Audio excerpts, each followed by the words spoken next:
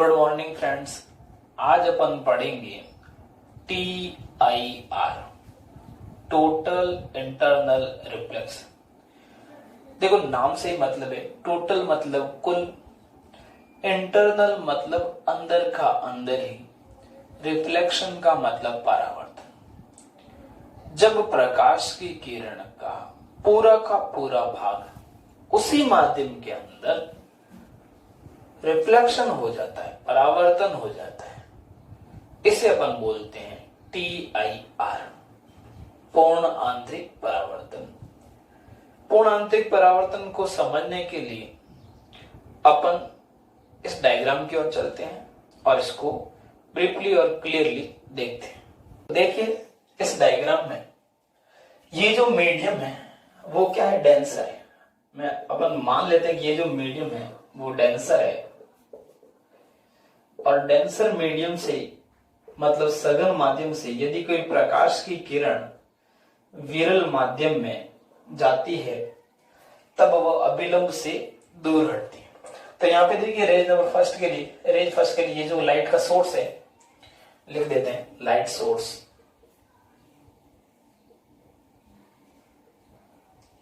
यहां से प्रकाश की किरण जब किसी आपतन कोण I1 पर टकराएगी तो यहां से दूसरे माध्यम में अपवर्तित हो जाती है।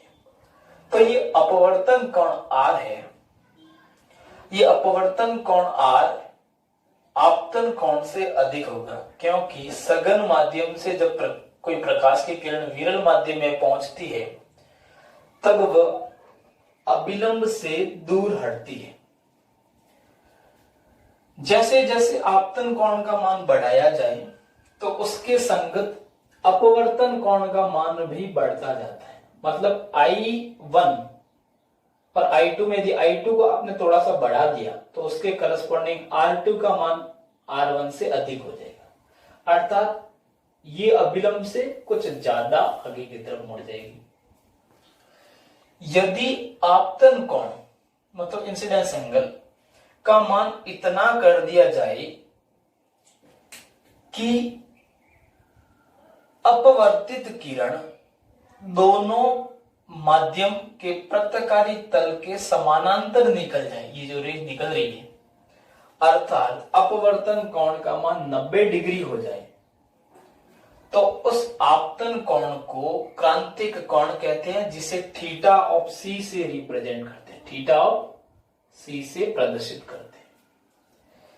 यदि आपतन कोण का मान, जैसा कि रेज 4 में दिखाई दे रहा है, यदि आपतन कोण का मान इतना कर दिया जाए, मतलब इससे अति अल्प थोड़ी सी भी वृद्धि की जाए, तब प्रकाश की किरण पूर्ण रूप से उसी माध्यम में लौट आती है। प्रकाश की इस घटना को पूर्ण आंतरिक परावर्तन कहते हैं। मतलब टोटल मतलब कुल, इंटरनल मतलब उसी माध्यम के अंदर, रिफ्लेक्शन मतलब परावर्तित हो गई, टकरा के वापस उसी माध्यम, यही तो रिफ्लेक्शन है। तो इसे बोलते हैं प्रकाश का पूर्ण आंतरिक परावर्तन। प्रकाश के पूर्ण आंतरिक परावर्तन की घटना में तीव्रता में कोई भी चेंजेज नहीं होता, प्रकाश की तीव्रता वही रहती है। अब देखिए इस डायग्राम के अंदर अपन स्नेल का नियम लगाते हैं। तो देखिए क्रिटिकल एंगल के लिए तो स्नेल का नियम क्या बोलता है, स्नेल का नियम बोलता है μ1 sin I is equal to μ2 sin R। तो μ1 किसका, डेंसर मीडियम का, तो म्यू ऑफ डी को कैपिटल लिख लेते हैं, डेंसर, साइन I का मतलब इंसिडेंस एंगल कितना है, theta C is equal to μ2 का मतलब 1 है एयर, तो म्यू ऑफ एयर लिख देता हूं, इसका रिफ्रैक्टिव इंडेक्स 1, और साइन R की वैल्यू कितनी, 90 डिग्री।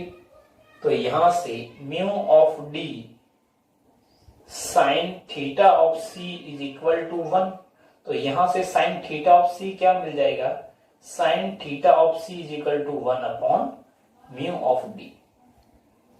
या फिर साइन थीटा ऑफ C को लिखना चाहो तो साइन सिर्फ theta of C is equal हो जाएगा sine inverse 1 upon mu of D. अब अपन ने क्या बोला इसको पूरी लैंग्वेज के रूप में एक बार देख लेते हैं। तो देखो अपन ने बोला कि जब कोई प्रकाश की किरण सघन माध्यम से विरल माध्यम में पहुंचती है तब वह अभिलंब से दूर हटती है, अर्थात अपवर्तन कोण आपतन कोण से अधिक होगा।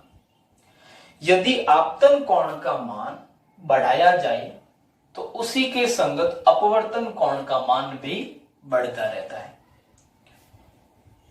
आपतन कोण के एक विशिष्ट मान पर अपवर्तित किरण दोनों प्रत्यकारी तल के समानांतर लौट जाए, अर्थात अपवर्तन कोण 90 डिग्री हो जाए, जैसा कि रेस 3 में बताया गया है, तब उस आपतन कोण को क्रांतिक कोण कहते हैं, उस विशिष्ट एंगल को जिसे थीटा ऑफ सी से प्रदर्शित करते हैं। यदि आपतन कोण का मान क्रांतिक कोण से थोड़ा सा भी अधिक बढ़ा दिया जाए तो किरण पुनः उसी माध्यम में लौट आती है। प्रकाश की इस घटना को पूर्ण आंतरिक परावर्तन कहते हैं। अपन एक नेट लेवल का एक बहुत कॉमन और बहुत बेसिक सवाल का डिस्कशन करते हैं, TIR पे। तो देखिए क्वेश्चन जैसा कि स्क्रीन पे शो हो रहा है, क्वेश्चन के अकॉर्डिंग एक बल्ब इसके पैने में रखा हुआ है, h हाइट की कोई ग्लास की कोई स्लैब है जिसका अपवर्तनांक म्यू है, बाहर एयर है, तो यहां से प्रकाश अधिक से अधिक कितना बाहर निकले, प्रकाश सबसे अधिक से अधिक कितना बाहर निकले, तब उस निकलने वाले प्रकाश का क्षेत्रफल निकालो, या पूछ सकते हैं कि उसकी रेडियस निकालो, या पूछ सकते हैं उसका डायमीटर निकालो। अब इस सवाल को सॉल्व करते हैं। उससे पहले मैं एक दो चीज बता देता हूं। यहां पे माना कि बल्ब रखा हुआ है, यहां से बहुत सारी रेज निकलेगी, कुछ सीधी निकलेगी, मुझे मैक्सिमम एरिया फाइंड करना है, अधिक से अधिक एरिया कितना होगा यहां से। जब ये रेज मान लो कि मैक्सिमम एरिया है, तो ये रेज यहां से स्ट्राइक हो रही है इस प्लेन पे, और ये मान लो कि नॉर्मल है। यदि प्रकाश को बाहर निकालना है, बाहर निकालना मतलब इस एंगल की वैल्यू क्रांतिक कोण के बराबर होनी चाहिए, तभी क्या आर की वैल्यू 90 डिग्री होगी और लाइट यहां से बाहर निकलेगी। यदि इससे भी थोड़ा सा अधिक लूं तो एरिया छोटा हो जाएगा और रेंज कैसे आ जाएगी, इससे थोड़ा सा छोटा लूं मैं, इसको थोड़ा सा और बढ़ा दूं, ऐसे थोड़ा सा और बढ़ाओगे मतलब यहां से इसको अंदर से स्ट्राइक करोगे, हल्का सा बढ़ाओगे इस इंसिडेंस एंगल को, तो क्रिटिकल एंगल से ज्यादा हो जाएगा एंगल। उस वाले केस में यदि थीटा सी से बढ़ाओगे तो ये रेंज वापस उसी मीडियम आ जाएगी, जो कि अपने को काउंट नहीं करनी। अपने को अधिक से अधिक एरिया कितना कवर हो रहा है उसको फाइंड करना है। तो देखो उस वाले केस में जो इंसिडेंस एंगल होगा आई, वो अपने को क्रिटिकल एंगल के बराबर लेना। किसके बराबर लेना? Critical angle. अब इस सवाल को सॉल्व करते हैं।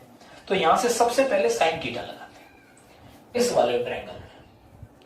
तो देखो अपने को पता है यदि ये इंसिडेंस एंगल थीटा सी है तो ये भी कोण कितना होगा? थीटा ऑफ सी। देखो ये दो पैरेलल लाइन है और एक तेरे गए का काट रही थी, ये एंगल और ये एंगल क्या होंगे? बराबर।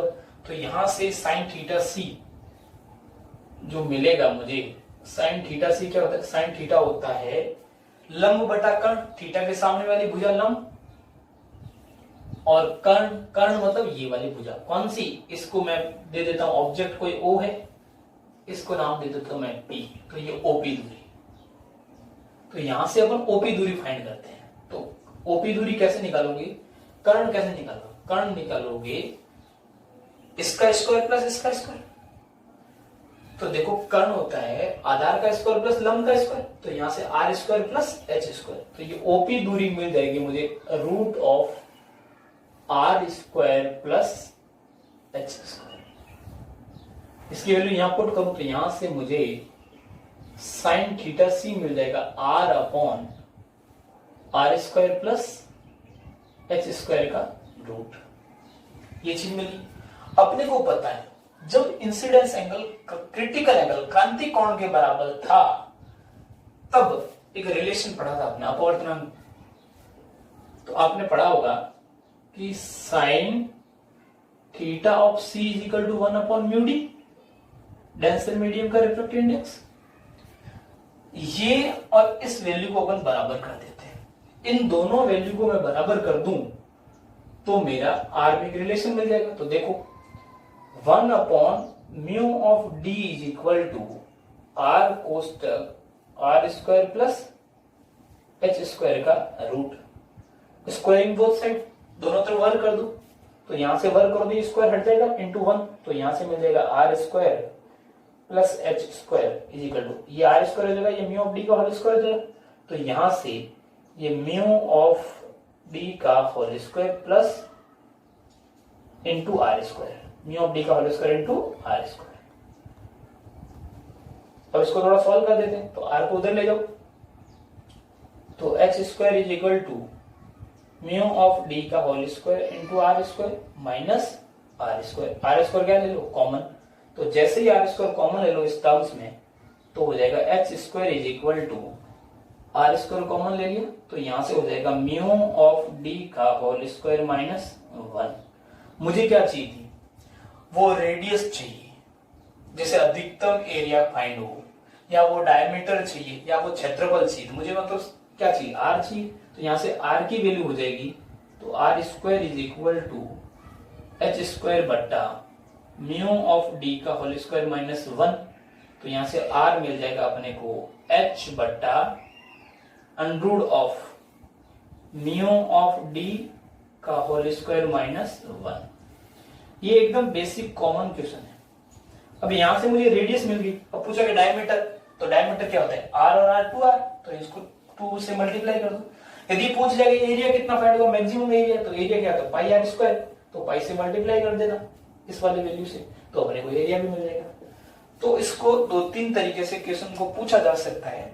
यहाँ पे बस इसका इतना ध्यान रखना कि मैक्सिमम एरिया कवर तब होगा जब अपने को ये रेज यहाँ से पैरेलल निकालनी, और दोनों प्रत्यकारी तल के समानांतर किरण कब निकलती है, जब अपना ये जो एंगल होगा वो क्रिटिकल एंगल क्रांति कोण के बराबर होगा। तो मैंने यही लिया, क्रिटिकल एंगल से ये वैल्यू करस्पॉन्डिंग की, क्रिटिकल एंगल से साइन थीटा की वैल्यू ली और दोनों को बराबर कर दिया।